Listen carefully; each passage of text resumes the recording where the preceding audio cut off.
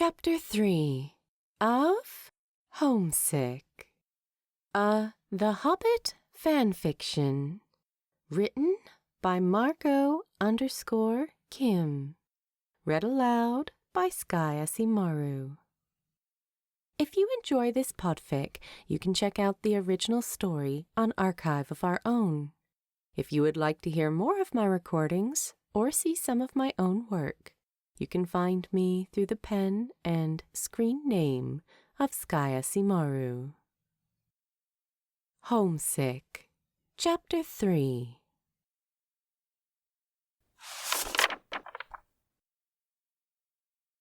When Kili and Kili were very young, which to Thorin's recollection still seemed like about 2 weeks ago, Diaz had enjoyed finding all manner of new children's stories to read to them. This was because Diaz was not very good at storytelling on her own. Diaz's own stories all tended to have curiously specific titles like The Little Princeling Who Never Went to Sleep on Time and Was Eaten by an Orc, and The Tale of How Only Elves Don't Wash Their Hands Before Meals, and You Don't Want to Be an Elf, Do You? So, when Thorin would periodically leave Ered Luin for the piecework labor opportunities that defined his exile, he always tried to bring home some new tale he'd heard along the way. Both Diaz and her children gratefully accepted them, even if that didn't stop Diaz from adding her own personal touches. And the 7 dwarves laid out the princess in a beautiful glass casket, Diaz said, a son balanced on each knee. And the oldest dwarf said, "Amazing, she is even uglier in death than she was in life." And his brother said, "Yes, it's truly astonishing." But they mourned her anyway, because she'd been a good friend, a dwarf in soul, if not in face, as we say about those outsiders whom we love. She'd been a kind girl who had looked after the dwarves in their exile, just as they'd looked after her, though clearly not as well as they should have, since she didn't know better than to accept fruit from strange women when someone was trying to kill her. Thorin, working on a commissioned brooch for a local noblewoman, coughed pointedly. "But it was sad nonetheless," Diaz added, giving her brother a look over Kili and Kili's heads that said she'd find it sadder if the princess had been a little smarter.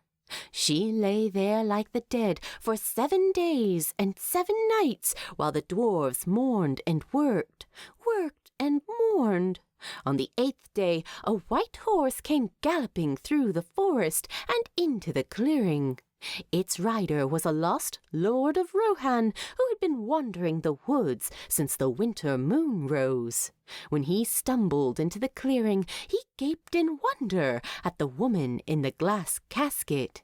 She was the most beautiful thing he had ever seen, and he fell in love instantly. "Ew," Kili said. "Yes, dear, that's meant for you," Diaz replied. He opened the casket and pressed his lips to hers. "Ew!" Kili said, though that might have been because the only things Kili could say at that age was whatever Kili said first. Diaz tweaked his little nose. "Indeed, darling." The princess woke with a shudder. "Oh," she proclaimed, "you must be the stone of my heart." "Your heartstone?" the prince replied. "Oh yes, the person my soul was crafted for, the person whose soul was crafted for me. Only the stone of my heart could break the curse." The princess was right, but the princess was also wrong, Diaz said. Her sons stared up, enraptured. She'd lived so long and so well among our kind that she had become one of ours. Mahal had granted her the soul of a Khazad. But her love was a man. His heart was nothing but flesh. The passion that had woken her from the sleep of death frightened her love. He jumped on his horse and rode away, without a goodbye, back into the forest, where he became lost once more, and died among the foreign trees. And when the dwarfs came home that evening from their work, they found their casket just as they had left it, with the princess lying inside. Now, however, she was dead. She had died of a broken heart cracked right down the middle. Following a brief pause for effect, Diz patted Kili and Fili on their backs. "And now I think it's time for bed." After they'd tucked her disquieted children in, Thorin said to his sister, "I recall that story ending in the princess and the lord living happily ever after when I recounted it to you." Diaz settled next to him at the workbench and picked up the bureen, resting next to her etching work. "Yes, well," she said, with the kind of bitterness in her voice that she never let slip in while her children were in the room. "How many have you met in this life that have managed that?"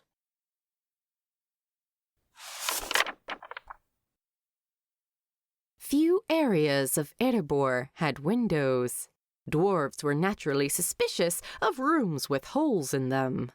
But Owen had found a room at the top of the medical bay that abutted, as closely as possible, the outside of the mountain. And so Bilbo's hospital room had a skylight.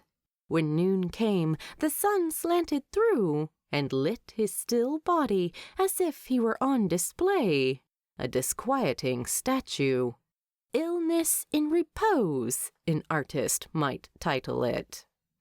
"His eyes are still responsive to light," Owen was telling another dwarf healer as he pried open Bilbo's eyelids. "We haven't seen any movement or recognition, though." "Fever?" asked the other dwarf doctor, who kept shooting nervous glances Thorin's way. "Yes, but hobbits naturally run hotter than dwarves." "Has someone sent a raven to the Shire?" asked a third dwarf, who seemed to be trying to actively pretend Thorin wasn't in the room at all. "Oh," Thorin realized dimly. "They're nervous because I'm king, and I might do something terrible if I'm displeased." Then he thought, "That's fair. I might." "I sent 4 ravens the morning I sent for Gandalf," Owen said. 2 came back with no response. The others came back with nothing helpful. That's more than I can say for that wizard." "We could send again," the third dwarf said. "His new state might be easier to diagnose." "It can't hurt," Owen said. It was a phrase that Owen often used to mean it might not help either. Thorin sat on his chair in the corner. His hands were clasped in front of him. His face was calm. He was not here, he thought. How strange. He was watching this from the skylight, looking down at the room of anxious dwarves scurrying around the Hobbit, who lay still as, well, as still as death. He could think that because he wasn't really here. "Your Majesty," Owen said quietly. After a moment, Thorin looked at him. Or rather, Thorin's body looked at him, and the real Thorin looked at their exchange from about 10 feet above and 2 feet to the left of all that fuss. "Perhaps you should get some food. You've been here for hours." "Yes," Thorin said. Both statements were true. That didn't mean he was leaving, but they were both certainly true. Owen looked like he had more to say to that, but there was a gentle knocking on the door that sounded nothing like a healer's. Healers, Thorin had learned today, did not knock so much as barge into rooms, saying such things as, "Where's this patient? Oh, Mahal, your majesty, pardon me, I didn't see you there." This knock sounded light and delicate as bells, and so Thorin knew who it was before the door swung open. "Your majesty," Tauriel said to Thorin as she stepped into the room, her head bowed in respect to both him and the low ceiling by the door. Kili burst into the room behind her, looking around manically. "Where is he?" Kili asked, which Thorin thought was a silly question, considering that Bilbo was laying right there. But on the other hand, Thorin had often enough this morning looked at the body and gone, "But that isn't him." "Uncle!" Kili said, and bounded over to him, clasped their hands, and pressed their foreheads together. "I can't believe this. I can't. We were coming home to surprise you and Philly with him finishing his week as steward. Well, I mean, we were escorting King Thranduil as part of his guard on his diplomatic mission to Dale, and then we were coming to visit. But we got here this morning and the guards said—" What the guards said, Thorin didn't learn, because Kili cut himself off, shaking his head like he could reject this. His eyes slid over to Bilbo as Tauriel glided over to him, the healers making way. "But everything is going to be fine," Kili said, watching Tauriel hover her hands over Bilbo's face. "It's going to be fine." That would make for a change, wouldn't it?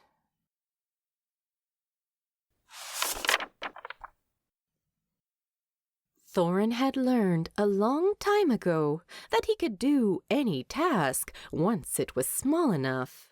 The journey back to Erebor had started, for example, with finding a specific door in a quiet and green village. The key was plowing ahead without looking up.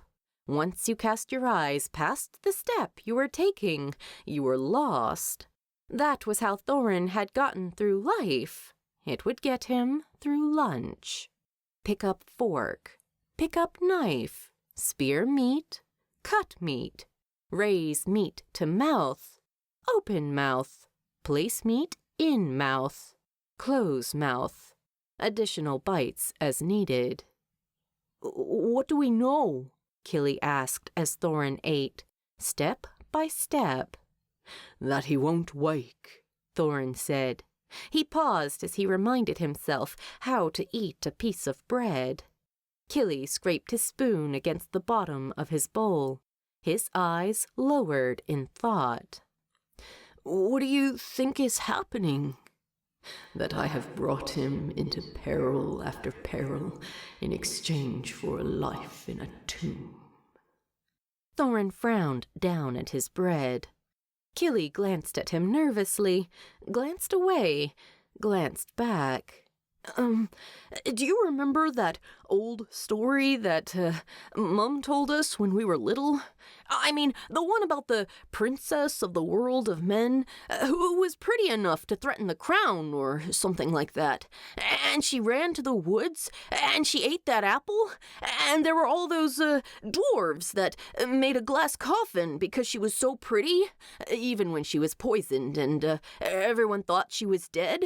And Mom told us that the point was that men told this story to each other to convince themselves that dwarves think their women are pretty, which she said anyone with eyes knows is wrong. I think the queen ate something's heart. Do you remember?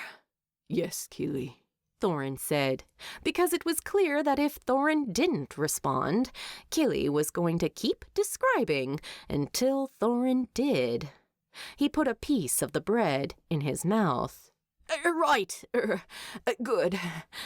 Kili spun the spoon between his fingers.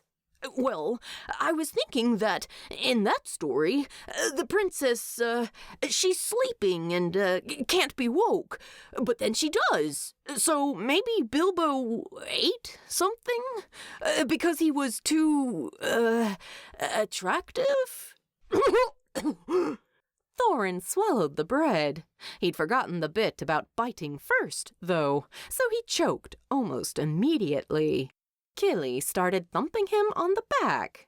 It was helpful until it was not. Kili! Thorin coughed, batting off his nephew. I'm fine. Kili paused, his arm mid-thump. Are you? He asked. He gave Thorin a weighty look. Are you? I'm breathing. That's not what I mean, Uncle. Kili lowered his arm. He rested it with a little hesitation on Thorin's shoulder. I mean, how are you? With all this, you've been very quiet. What are you thinking? What Thorin was thinking about was behavior unsuitable for a king. Then he remembered that Fili was still wearing his crown. Well, Thorin still couldn't do what he was thinking about. He knew that. He couldn't say it aloud, either.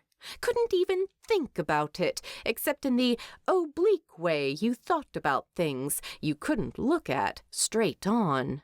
Thoughts like, what if this plan fails? Or, what if my grandfather and my father's line does die out here because of me? Some things you looked at sideways through a mirror and never named. But at least Thorin was still not king right now. So he was entitled to at least a little more pettiness than usual. Thorin pushed his chair back and stood. Kili stepped back. I'm going on a walk, Thorin said.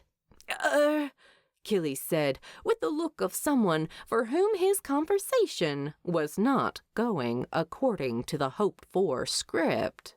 Where? Thorin answered by leaving.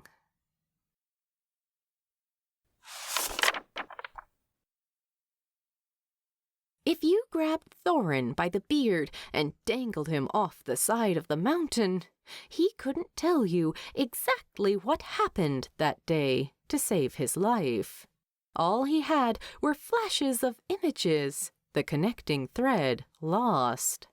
Flash, the medical bay where Tauriel pressed her fingers against Bilbo's temples, her mouth downturned and fraught. Flash, the halls of his fathers where the dwarves of the city gave him wide berth. Respect, perhaps. Also, perhaps, a healthy dose of caution. The dwarves of Erebor had a recent memory of the madness in the line of Durin. Flash, the lower western archery halls, where Dwalin stood by his side. When did you get here? Thorin asked. I've been following you for the last few miles, Dwalin said. Making sure you don't wander off a pathway like a blind goat. Ah, good, Thorin said, and started walking again. And if, while you were holding Thorin there in the open air, as he swore by his mistreated beard to murder you for this offense, you asked him what he'd thought about that day, he couldn't tell you that either. Dread, sure. He was sure there was dread. There was grief, though for who or what Thorin couldn't keep straight. Grief, Thorin had learned, could not exist in discrete chunks, each loss entwined with every other. So Thorin was likely thinking about grief. Perhaps there was some hope in there as well. Bilbo brought out hope more frequently than any other emotion, except perhaps exasperation and the niggling sense of inadequacy regarding one's baking abilities. But it was mostly hope Bilbo provided, Hope and the good things that grew in Hope's fertile soil. So Thorin likely thought that, too. Mostly, though, whatever Thorin thought was probably along the lines of, "It's amazing how unconcerned I am that I am floating above my body, looking down. What a strange sensation. What a relief to not be in that meat right now." Flash, the weaving district, a slight glimmer in the air he didn't think about. The moment of blind panic when the thread of silver clotheslined him across the throat. The dwarf merchant was quite apologetic, understandably, as Dwalin glowered like it had been an assassination attempt. But Thorin coughed 2 times and thought, "Ah, well, that's one way to come back to the meat again." Please, the fault was entirely mine," Thorin said, the merchant trying very desperately to apologize. Dwalin looked down at him. He let the merchant go. "Your Majesty?" Dwalin asked cautiously, the way he did when company was standing right there. You could hardly start scolding a king when a citizen was watching. Thorin nodded to the merchant and started walking again. "Have you come back, then?" Dwalin asked gruffly. Thorin rubbed his throat. "How far are we from the medical bay?" Not far at all by cart," Dwalin said. "If your Majesty doesn't mind, I've had my fill of walking today." The cart Dwalin flagged down did not take them to the medical bay. It dropped them off outside the gate to the royal quarters, where Kili waited for them. "Uncle," he said. Thorin spared a glare for Dwalin, who shrugged unapologetically. "Your Majesty," Thorin replied. "Unless you no longer wish to claim that title." "If it's all the same to you," Kili said, "I can stay acting king a while longer." He gave Thorin a wan smile. "This week is the meeting of 3 kings, after all. I'd hate to make you have to speak to Thranduil when you didn't feel up to it." Kili looked older than Thorin remembered. Kingship did that to you. It made old men out of children. "Then keep the crown," Thorin said. "unless you and my guardsmen are using it to send me to bed like a child." "When Kili was sick, you banned him from the mountain for the sake of his health," Kili said. "I wouldn't expect you to hold yourself to lower standards." "Are you banning me from the mountain?" "Uncle." It was very strange to hear Deese's voice come out of her son's mouth. Thorin could practically hear the unspoken, "Don't be smart." "You need to sleep," Kili said. "Bilbo is doing enough of that for the both of us." Thorin didn't say it. He saw the thought pass across Kili's face, and that was enough. "I'll sleep," Thorin lied. "But not here."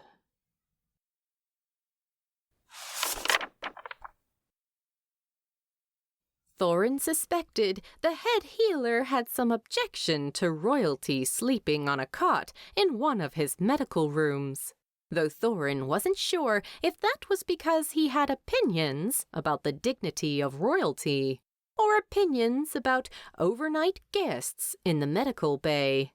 Either way, Thorin didn't care. The thing about being the possibly mad member of the royal family is that people certainly did what you asked them to, particularly when the acting king was standing behind you.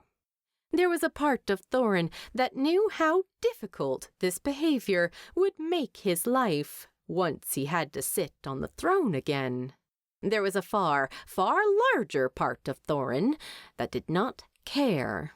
It made for a novel change from his usual mindset, which could be summed up as Bilbo would say, caring rather too much. The head healer left. Kili left. Even Dwalin left after Thorin promised that he would stay in this room tonight. It was an easy promise to make. He'd spent the day trying to wander away from this room, and that had brought him nothing but a bruise across his neck and aching feet.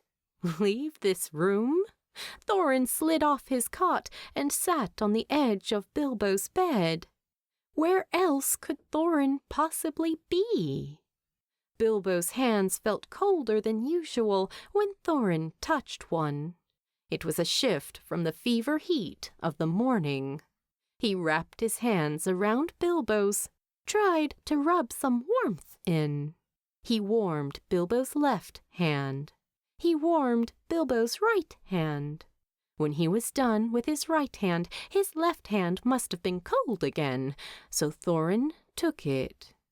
"Do you remember that story?" Kili had asked. And yes, Thorin had remembered. And yes, he'd thought about the parallels of the story himself. But Bilbo's death sleep had been a long time coming. There was no apple found next to him in the bed. No scheming and beautiful dwarf ready to step up and take the credit. If you were going to strike the fairest in the land, you certainly wouldn't have struck Bilbo. Thorin meant that in the nicest way possible. There wasn't a face in the world he found more beautiful. But even Thorin could admit that the lack of beard was unsettling. He'd told that to Bilbo enough. And Bilbo had always replied with something like, "Then you can only imagine what the beards must be like for me."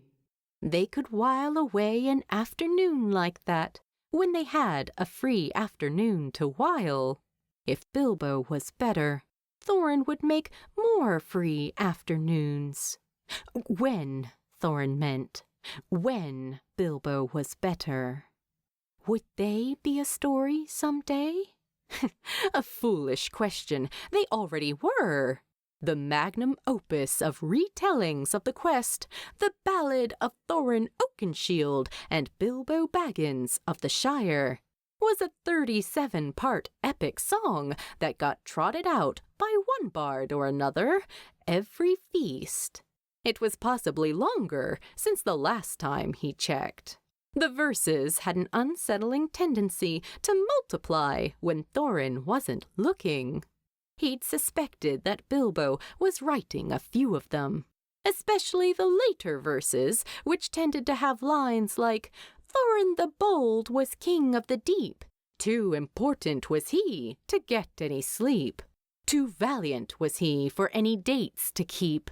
The Hobbit ate his dinner alone." The bards would get their endings. They always did, sooner or later. And the endings were either glorious or tragic. Either one worked.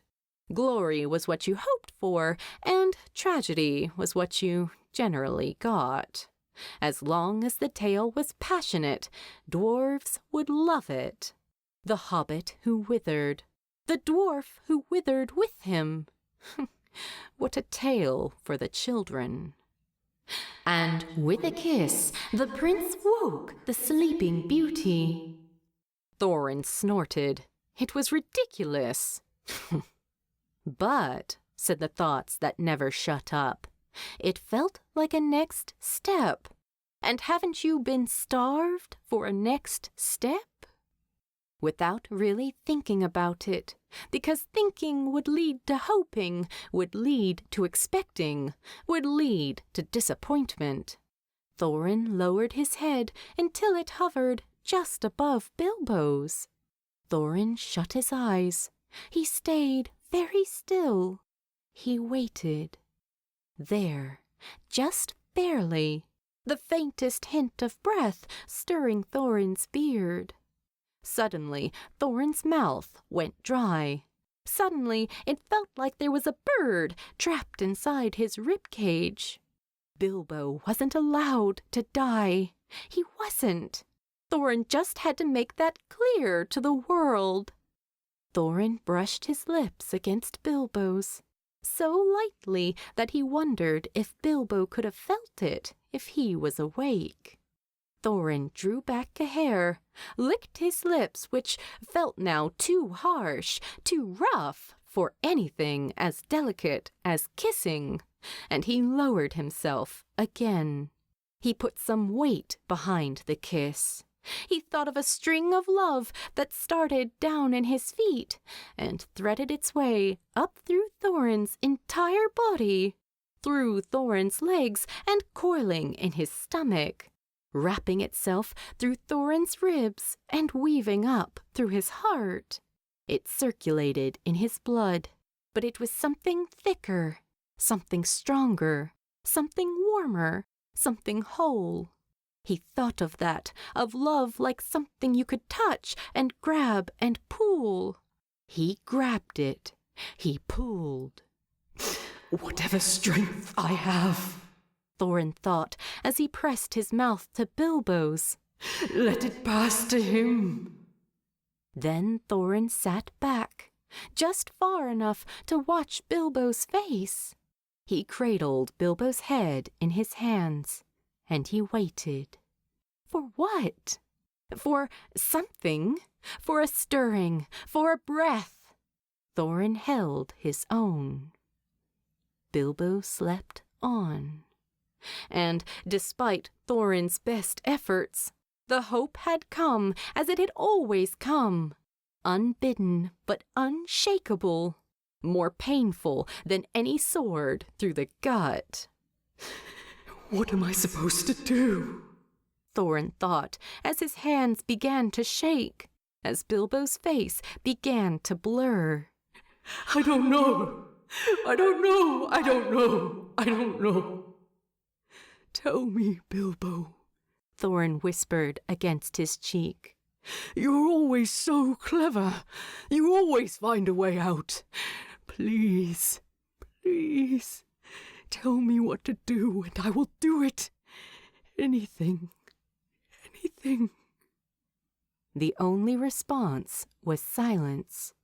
And then the room wasn't silent anymore.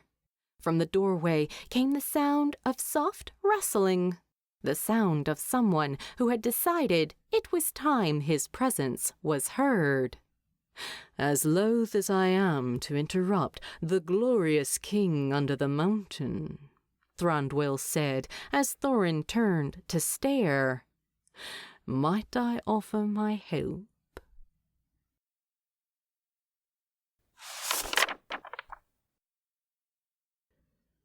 When is it you plan to return home? Thorin asked as casually as he could manage, while he carved another rose into the leg of a new, hobbit-sized armchair. It was good wood, sturdy and rich, from an oak that had grown on the mountainside. Thorin was getting good at working with wood these days, in what little time he had in this first year of rebuilding a lost kingdom. He'd passed his time when he was laid up in bed, whittling, and the impulse stuck with him. Perhaps it was a homely craft ill-suited for a dwarven king, but no one had complained so far that Thorin's artistic direction now excluded gold. Bilbo, smoking from one of Thorin's new hand-carved pipes, seemed to take no issue. He sat there puffing as Thorin worked. I don't know, he said lightly. I suppose I will have to send for my things soon, though I pity the dwarves who'd have to bring them here. Thorin's hand slipped, which was unfortunate when you were whittling. Thorin, are you all right? What do you mean, send for your things? Thorin asked. Then he double-checked his thumb was still attached. It was, but less so than it had been before. He was sure that would become a priority in a few moments. Bilbo glanced around and grimaced before he squatted down next to Thorin and whipped off his cravat. Sawdust everywhere, he muttered as he grabbed Thorin's hand. What did you mean? Thorin pressed. Bilbo eyed Thorin's hand with the quickness of someone who had seen too many wounds lately, and pressed his cravat against it. Keep pressure on that. He stood and headed back towards Thorin's washroom. I'm getting some water so we can wash it. We might need to fetch a healer. It looked deep. You haven't answered me, Thorin called after him. Answered what? Bilbo called back. What do you mean you'll need to send for your things? Bilbo hurried back with a jug of water in hand and a cross look on his face. So I can read my books and sleep in my bed. Why did you chop off your thumb? It's fine. You're cradling a handful of blood. Give me that. And yes, Thorin, I will need things from Bag End, Bilbo said as he rinsed Thorin's cut. I know you are apparently determined to build my quarters by hand, which I thank you for, but I do still have family heirlooms I would like to have, and I'm sorry you will have to accept that I would like to own things you didn't make. But, Thorin started, you're the king. You're very busy. I don't want you spending your free time building furniture for me when you should be relaxing. Building furniture is relaxing, Thorin said, which wasn't his main point, but still had to be said. I want you to be comfortable. I am comfortable, Bilbo said crossly, scowling down at Thorin's now cleaned hand. He wrapped it in his cravat, tighter this time with a bandage knot that would make Owen proud. You need stitches. But what about when you go back? Then you will still need stitches? Thorin, what are we talking about? If your belongings are here, Thorin asked slowly, what happens when you move back to the Shire? Bilbo looked at him in surprise. I am not moving back to the Shire? He said cautiously. Thorin stared at him. Thorin stared a while longer. Thorin stared until Bilbo's face had shifted from confusion to alarm. Will you, I mean to say, Bilbo was slowly becoming the color of a tomato. A proper tomato, not the strange, sickly ones that were all he'd managed in Erebor's greenhouses so far. If that's fine? You are not going home? There was something like panic in Bilbo's eyes, possibly because, as Thorin just realized, a bleeding dwarf had just shouted maniacally in his face. Bilbo cracked a little smile, looking at Thorin with an expression on his face that was a cross between alarm and building amusement. Well, I rather thought, He let go of Thorin's hand to spread his own. This was home now? There was a brief lull between them. Then Thorin tackled Bilbo, who squawked in the most delightfully Bilbo way. Oh! Really? Bilbo said, as Thorin pinned him. Did you think I was decorating my bedroom because I was bored? Have you been waiting for me to rush out with a treasure chest and a quick goodbye once spring was here? Yes was the answer to that, but Thorin felt no need to say that now. I'm here to stay, Thorin, Bilbo said a little softer. And I'm here to stay as long as you'll have me. Whether or not you're crushing my chest in the process, you are, by the way. Thorin sat up. Bilbo took, in Thorin's personal opinion, a few overdramatic breaths and looked up at him. I am still ordering my books from the Shire, Bilbo said. Along with anything else you could ever need, Thorin said. I'll send out every dwarf in Erebor, if that's what it takes to bring it all back. Bilbo grinned. You overestimate my library. Help me up. This shouldn't have been the happiest moment of his life. It should have been the birth of his nephews, or sitting at his grandfather's side, or walking at last back into Erebor. Thorin had the niggling feeling that happiness should have come with the crown they placed back on his head as the once exiled dwarves of Erebor cheered in the halls of their old home. Those weren't it, though. Those should have been the peak moments of happiness in his life. And happiness had certainly come with those moments. The problem was that so had many other emotions. Duty, for example. Worry, commitment, shame. Thorin helped Bilbo up and felt nothing but joy. Joy as sturdy and deep as the mountain. Joy, he thought, in a very undwarven way, as big and blue as the open sky.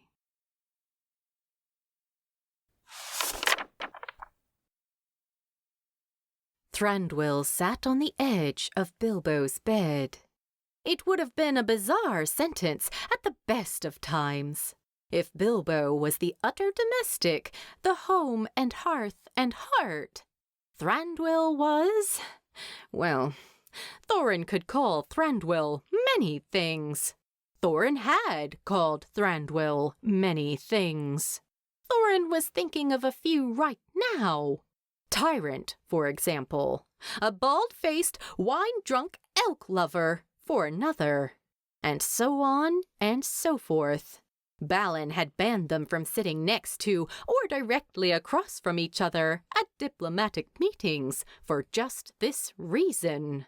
Whatever insults Thorin could hurl Thranduil's way, pointy-eared idiot as just another possibility. Even a neutral observer could admit that Thranduil belonged nowhere in this tableau, this sick room, this place of healing in the heart of the greatest of the dwarven kingdoms. He was too disgustingly tall, for one, though the fair part of Thorin conceded that he hadn't minded height when it had been Tauriel's. And yet, here he was, his crown resting on the bedside table so he wouldn't scratch Bilbo's skin, as he pressed their foreheads together. "I have come to offer aid," Thranduil had said as he'd swept into the room. "Before you ask, your nephew let me in and led me here. If you must rage, rage at him and spare me the bluster." That had obviously not been enough for Thorin. "Get out of here!" he'd snapped, fury drying the tears that were still wet on his cheeks. "Gloat over our misery in your own cursed kingdom." "I am not here to gloat, and if I were, I would be gloating in Dale this evening while Bard judges me for it," Thranduil had said. "And are you so rich in help that you can afford to turn me away?" Thranduil had at least possessed the decency to take Thorin's silence as an answer. As soon as Thranduil had asked that, Thorin would have begged his help if that was what it had taken. So here Thranduil was, helping. Thorin stood on the other side of the bed, his hand curled around Bilbo's. He waited.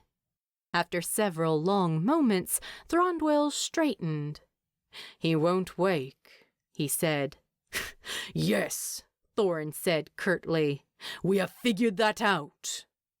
Thranduil did not roll his eyes, but only because elves held themselves too good for such petty gestures. He implied eye-rolling instead. "That is not my observation of the present. That is my statement for the future. He will not wake." Thorin's hand twitched.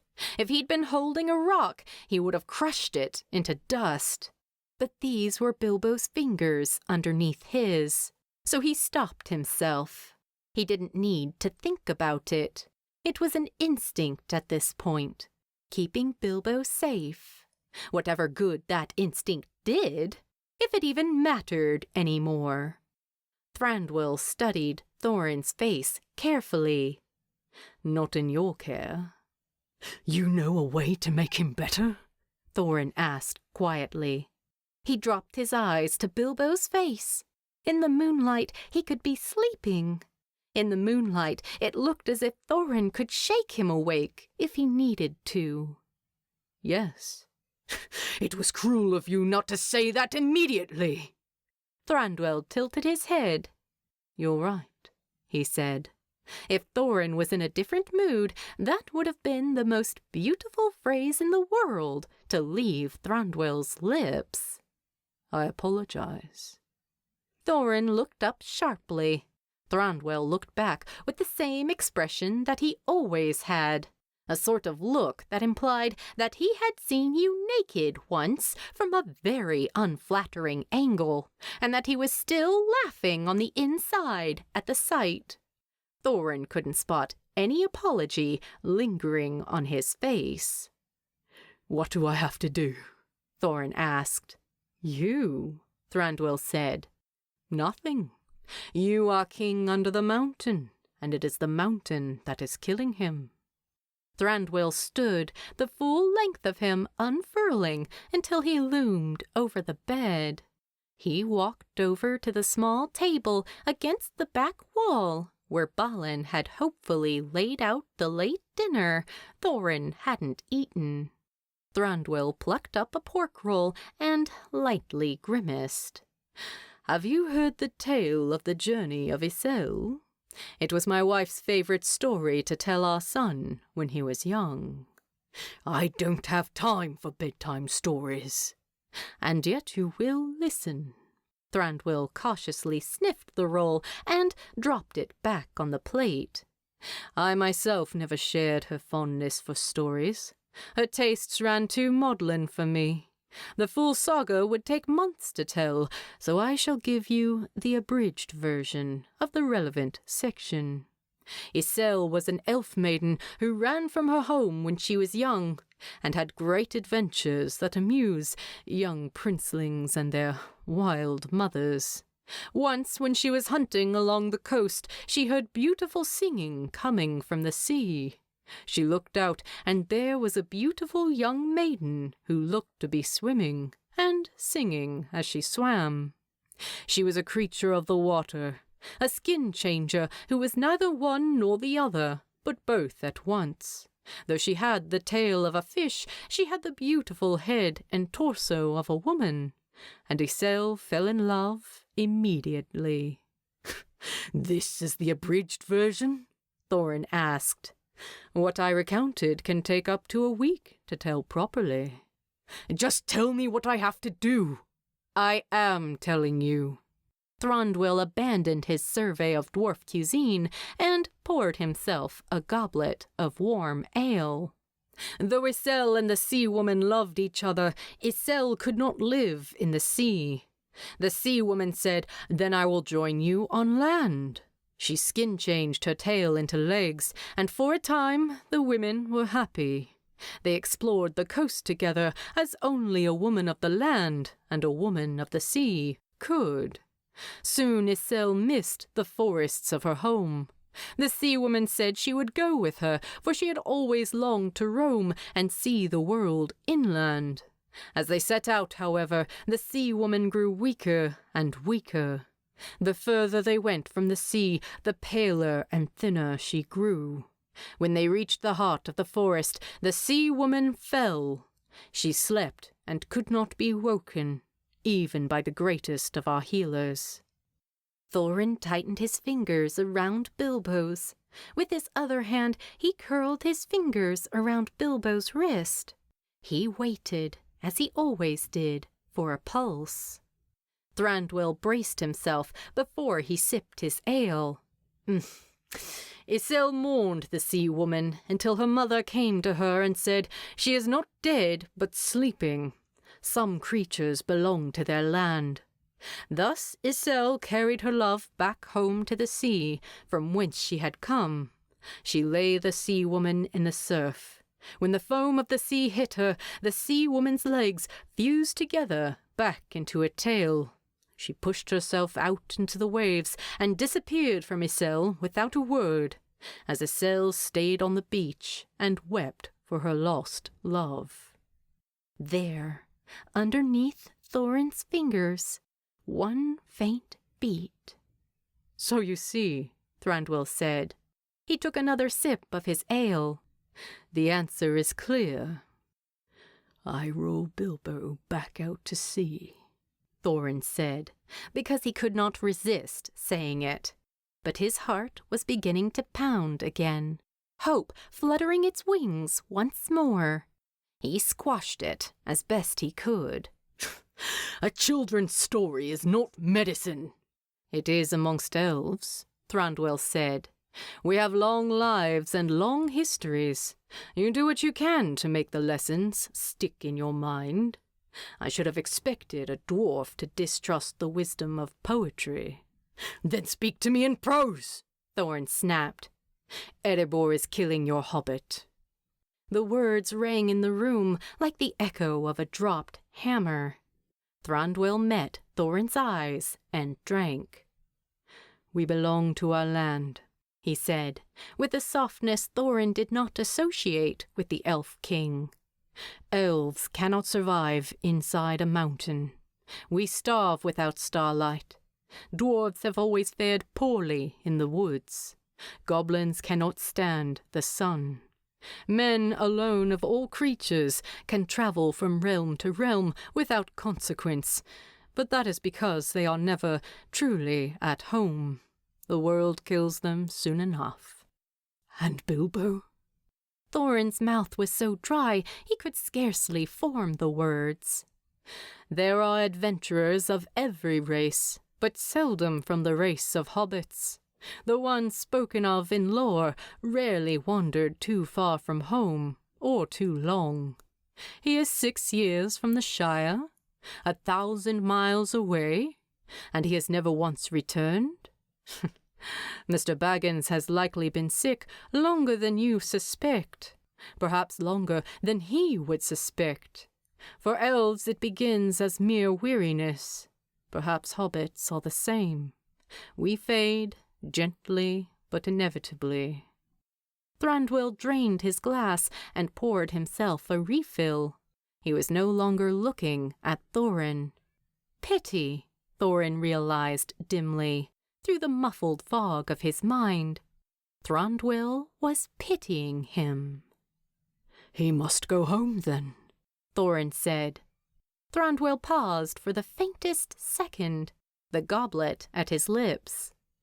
It is a long journey, he said carefully. He has been sick for quite some time. But there is no other choice. No, Thranduil said. There is not. Then Bilbo must go home, and he must go home as quickly as possible. That is the beginning and the end of the matter. Thranduil tilted his head slightly, one of those little elf affectations that made Thorin's nose itch. Send your nephew off with him in the morning. Kili is a fine warrior and a capable leader of whatever small retinue you assemble. Thorin's mind was in plans, in action, in the next step. But that last comment dragged him back to the present for a moment. You respect him, Thorin said, perhaps a bit too incredulously. Thranduil gave Thorin a cool look, like he was something disgusting that had caught on the hem of Thranduil's robes. So the two of them were back in familiar territory. Your nephew has performed admirably at his tasks in my kingdom, and he is a dwarf with the rare distinction of taste to fall in love with an elf. Why should I not speak highly of him?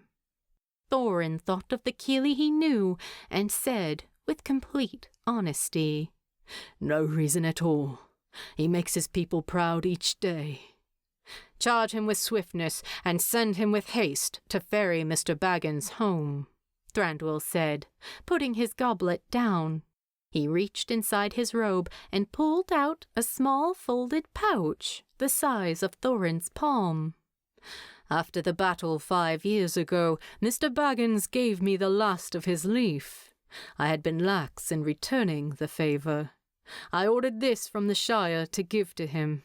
It may serve as some medicine to him on his way home. He needs neither food nor drink in his death sleep, but perhaps the smoke of a leaf grown in his land soil will do him good." He held out the package. Thorin took it. He even managed a grateful nod while he did so. "Thank you," Thorin said. The words hardly even caught in his throat. "You've been uncharacteristically decent." This time, Thranduil did roll his eyes. Thorin was a little proud of himself. "I do know something of the difficulties when the people you love come in conflict with the land you rule," Thranduil said. "I know how hard it can be to make the choice that kings must make." "But I am not king," Thorin thought. "Fili wears my crown and wears it well." He had known once, with an iron certainty he could barely articulate, that he needed to return to Erebor. Then he had returned, and the certainty had gone. It was back again. It curled along the ley lines of his love. Bilbo had followed Thorin across the earth once. Thorin would be the one to take him back. And here at last he looked straight on at the thought he never let himself consider. He would not come home again. Thorin's heart didn't lie in Erebor any more. There was not a chance in this world or the next that he would let Bilbo pass from his sight. That was his plan. There was a story for the damn bards. But Thorin saw no reason to mention that to Thranduil, or to anyone else in Erebor tonight. They could find out when he was gone in the morning. "You can take the ale with you if you like," Thorin said instead. Thorin thought that it was a testament to the strange dread and terrible, inescapable hope of this evening that he was happy that Thranduil did.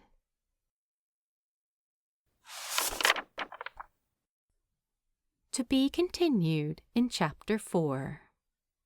Thank you for reading. Please drop by the archive and let the author know what you thought of their work.